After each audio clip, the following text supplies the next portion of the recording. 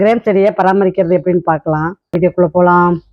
முதல்ல பார்த்தீங்கன்னா திராட்சை கொடி இன்றைக்கி வந்து ட்ரிம் பண்ணி விட்றாங்க. ஏன்னா நிறைய பிஞ்சு எடுத்துருக்குதுங்க. அதை வந்து நம்ம இப்போ கொடியை வளர விட்டோம்னா அந்த பிஞ்சு சீக்கிரம் பெருசும் ஆகாதுங்க. நம்மளுக்கு இப்போ கட் பண்ணி விடும்போது நம்மளுக்கு புதுசாகவும் பூ எடுத்து காய் வைக்குங்க. அதனால் அந்த குளுந்தெல்லாம் பார்த்தீங்கன்னா ஒரு அரை அரை வாக்கில், அதாவது அந்த காய் எங்கே இருக்கோ அதை விட்டுட்டு ஒரு 4 இனுக்கு 5 இனுக்கு விட்டுட்டு கட் பண்ணி நம்ம எடுத்துட்டோம்னா வர சத்து அந்த காய்க்கு மட்டுமே வந்து சேருங்க. சீக்கிரம் வந்து திராட்சை வந்து பெருசாகிறதுக்கு அது பெரிதும் உதவி பண்ணுங்க. அதனால் கொடிங்க வந்து இந்த மாதிரி நிறைய நல்லா இருக்குது பார்க்கறதுக்குன்னு சொல்லி இந்த மாதிரி நம்ம வளர்த்தக்கூடாதுங்க. திராட்சை கொடியை பொறுத்த வரைக்கும் பார்த்தீங்கன்னா இந்த மாதிரி ட்ரிம் பண்ணி வளர்த்துனீங்கன்னா காயும் சீக்கிரம் நல்லா பெருசாகிடுங்க. அறுவடை பண்ணிடலாம்.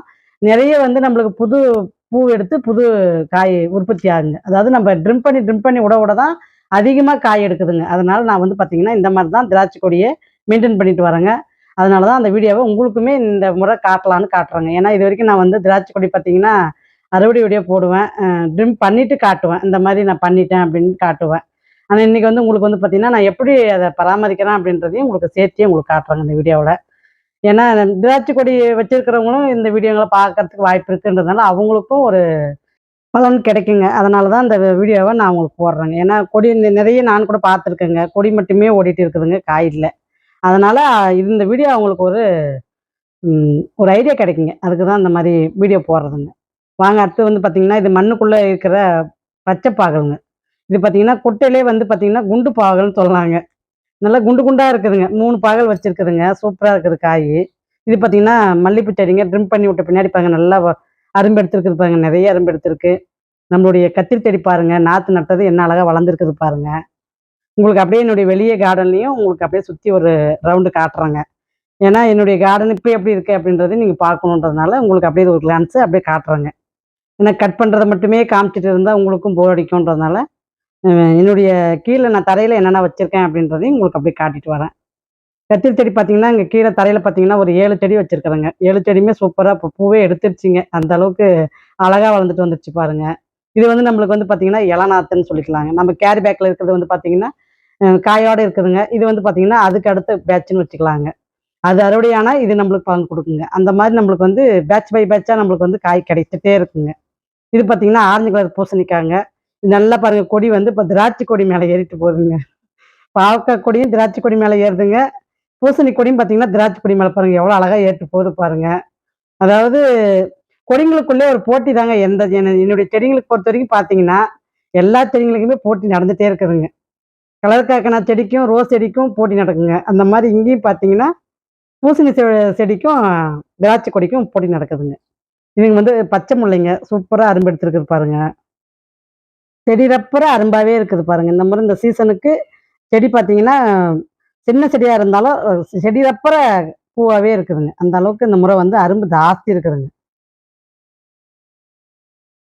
அதுக்கு பக்கத்துலேயே பார்த்தீங்கன்னா தினமல்லியும் வச்சுருக்கிறேங்க. அந்த தினமல்லியும் இதையும் ஒரே முட்டை கட்டி வச்சுருக்கிறேங்க. அதாவது ஒரு பக்கமாக பூ பறிக்கிற மாதிரி நான் வந்து கட்டி வச்சுருக்கிறேங்க.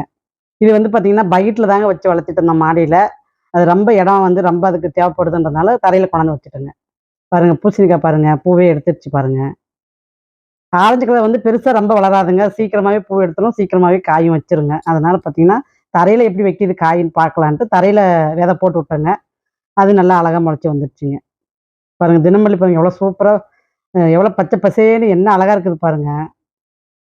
எனக்கு இந்த பூ ரொம்ப பிடிக்குங்க. சாமிக்கு வைக்கிறதா இருக்கட்டும், மனம் அவ்வளோ ஒரு நல்லா இருக்குங்க. இந்த மனத்துக்கு வேண்டிய இந்த செடியை நான் வளர்த்துட்டு வரேங்க. விதை வேணுன்றவங்க வாட்ஸ்அப் நம்பர் கொடுத்துருக்குறேங்க பாருங்கள். அதில் ஹாய்னு ஒரு மெசேஜ் கொடுத்தீங்கன்னா உங்களுக்கு கேட்லாக் வந்துருங்க. இன்னுமே கமெண்ட்ஸில் வந்து கேட்டு தான் இருக்கீங்க. வீடியோவில் நம்பர் கொடுத்துருக்குறேங்க பாருங்கள். என்னென்ன விதை வேணும்னா எல்லாமே உங்களுக்கு அந்த கேட்லாக் பார்த்தீங்கன்னாவே எல்லா டீட்டெயிலுமே அதில் இருக்குதுங்க. இப்போ கூட பார்த்தீங்கன்னா இன்னுமே எனக்கு வெளிநாட்டிலேருந்து கேட்டுட்டு தான் இருக்கீங்க. நானும் அது என்னால் அனுப்ப முடியாதுங்க. நான் கேட்டு பார்த்துட்டா அவங்க வந்து விதையெல்லாம் அனுப்ப முடியாதுங்கன்ற மாதிரி சொல்லிட்டாங்க. வெளிநாட்டிலேருந்து எனக்கு வந்து ஆஃபர் வந்தாலும் என்னால் அனுப்ப முடியலைங்க. இப்போதைக்கு இந்தியா முழுக்க மட்டும்தாங்க அனுப்புகிறேன். அப்புறமேட்டு பார்த்திங்கன்னா என்னுடைய ஃபேஸ்புக் ஐடி கொடுத்துருக்குறேங்க. வேணுன்றவங்க ஃபாலோ பண்ணிக்கலாங்க. லிக்விட் தண்ணி ஊற்றுற மாதிரி ஏஆர் கிச்சனில் வீடியோ வருதுங்க. லிக்விட் தண்ணினா என்ன அப்படின்னு கேட்குறவங்களுக்கு அந்த வீடியோவில் திங்கக்கிழமை தாங்க போட்டிருக்கேன். இன்றைக்கி தாங்க போட்டிருக்கேன் பாருங்கள். 12:30க்கு ரிலீஸ் ஆகிருக்குங்க. வேணுன்றவங்க செக் பண்ணிக்கோங்க அந்த வீடியோவை. ஏன்னா நிறைய பேர் அதை கேட்டுகிட்டே தான் இருக்கீங்க. அதுக்கு வேண்டிய நான் மறுபடியும் அந்த வீடியோ போட்டிருக்கேங்க. பார்க்கணுன்னு நினைக்கிறவங்க பாருங்கள்.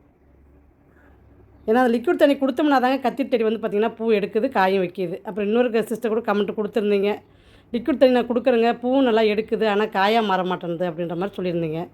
ஒரே ஒரு டைம் மட்டும் பார்த்திங்கன்னா அந்த காயாக மாற மாட்டேன்னுன்னு சொன்ன செடியில் பார்த்திங்கன்னா ஒரு ஹேண்ட் பாலினேஷன் பண்ணி விடுங்க, கண்டிப்பாக ஆயிடுங்க. அதாவது கத்திரிக்காய் செடி பொறுத்த வரைக்கும் பார்த்திங்கன்னா ஹேண்ட் பாலினேஷன் தேவைப்படாதுங்க. ஆனால் நீங்கள் வந்து காயாக மாற மாட்டேன்துங்க, பூ மட்டும்தான் வைக்கிது அப்படின்னு சொல்கிறதுனால நான் இந்த ஐடியா உங்களுக்கு கொடுக்குறேங்க. ஏன்னா எனக்கெலாம் பார்த்திங்கன்னா தானாகவே காயாக மாறிடுதுங்க. அதனால் நான் எதுவும் பண்ணுறதில்ல, கொடியேற்றத்துக்கு மட்டும்தாங்க பண்ணுவேன். உங்களுக்கு மாற மாட்டேன்னு சொன்னதுனால உங்களுக்கு வந்து நீங்கள் ஒரு டைம் இந்த மாதிரி ட்ரை பண்ணி பாருங்கள், கண்டிப்பாக ஆகுங்க. திராட்சை பாருங்கள் எவ்வளோ சூப்பராக பாருங்கள், பழம் இருக்குதுங்க, அதை மட்டும் கட் பண்ணிக்கலான்னு கட் பண்ணுறேங்க. இந்த மாதிரி வந்து வாட்ஸ்அப்லையாக இருக்கட்டும், கமெண்ட்ஸ்லையாக இருக்கட்டும், உங்களுக்கு தகவல் தேவைப்பட்டால் கேளுங்க, நான் சொல்கிறேங்க.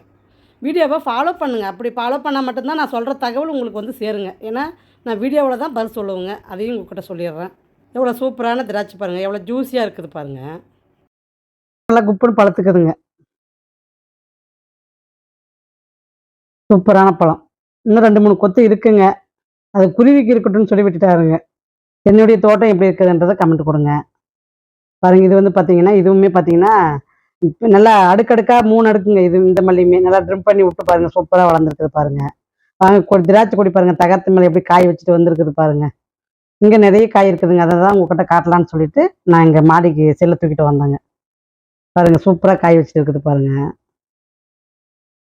இதெல்லாம் பார்த்தீங்கன்னா நம்ம கட் பண்ணி விட்டோம்னா சீக்கிரமே பெருசாக ஆயிடுங்க. உங்களுக்கு பூவாக காமிச்சிருப்பேன், பிஞ்சாக காமிச்சிருப்பேன். இப்போ பாருங்கள் எவ்வளோ பெருசு ஊறி இருக்குது பாருங்கள், எவ்வளோ பெரிய கொத்தாக இருக்குது பாருங்கள்.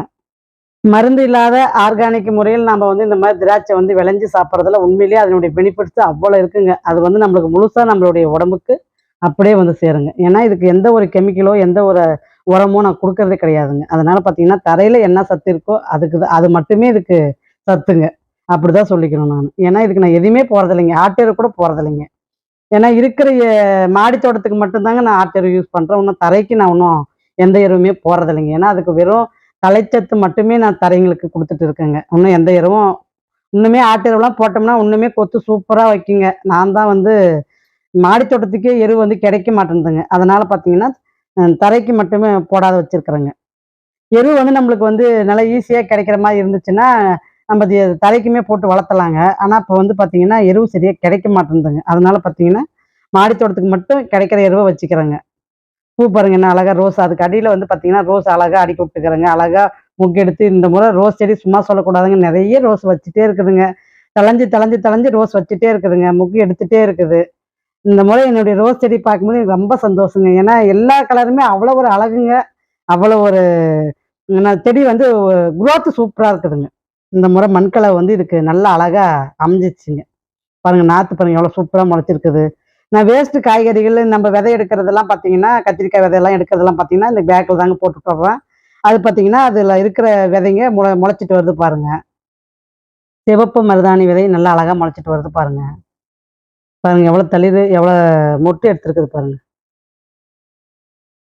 சூப்பரான ரோஸ் செடிங்க இந்த முறை எனக்கு அமைஞ்சது. திராட்சை கொத்துக்கு பார்த்தீங்கன்னா தேங்காய் புண்ணாக்கு கரைசல் கொடுப்பேங்க. ஏன்னா அது கரெக்டாக அந்த தேங்காய் புண்ணாக்கு கரைசல் கொடுக்கும்போது உங்களுக்கு என்ன நடக்கும் அப்படின்னு பார்த்தீங்கன்னா நல்லா சைனிங் கொடுக்குங்க திராட்சை. 2வது பார்த்தீங்கன்னா சீக்கிரம் பழுத்துருதுங்க. அதுக்கு வேண்டி நான் வந்து பார்த்தீங்கன்னா தேங்காய் புண்ணாக்கு கரைசல் கொடுப்பேங்க. அதுவுமே உங்களுக்கு வந்து கூடிய சீக்கிரத்தில் ஒரு வீடியோ கொடுக்குறேங்க. நான் எப்படி கொடுக்குறேன் அப்படின்றதையும் பாருங்கள். அடுத்த வீடியோ புதன்கிழமை வருங்க, பாருங்கள். பாய்.